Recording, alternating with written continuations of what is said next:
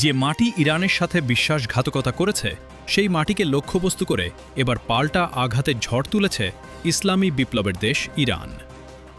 এরই ধারাবাহিকতায় সৌদি আরবে তাণ্ডব শুরু করেছে শহীদ খামেনির যোদ্ধারা। বিকট বিস্ফোরণের শব্দে বারবার কেঁপে উঠছে আকাশ।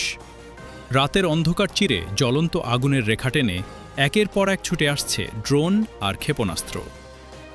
সৌদি আরবের আকাশে যেন এখন শুধুই ইরানি ড্রোনের রাজত্ব। সৌদি প্রতিরক্ষা ব্যবস্থার গর্জন আর আকাশ জুড়ে আগুনের ঝলকানিতে পুরো অঞ্চল এখন এক রণক্ষেত্রে পরিণত হয়েছে। তবে এই আগুনের আঁচ শুধু সৌদি আরবে সীমাবদ্ধ নেই, তা ছড়িয়ে পড়েছে কাতার, কুয়েত, সংযুক্ত আরব আমিরাত ও বাহরাইন পর্যন্ত।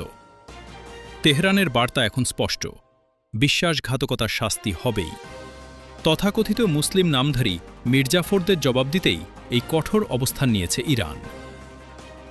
রোববার ভোর থেকেই সৌদি আরবের রাজধানী রিয়াদের পূর্ব আকাশে উত্তেজনা শুরু হয়।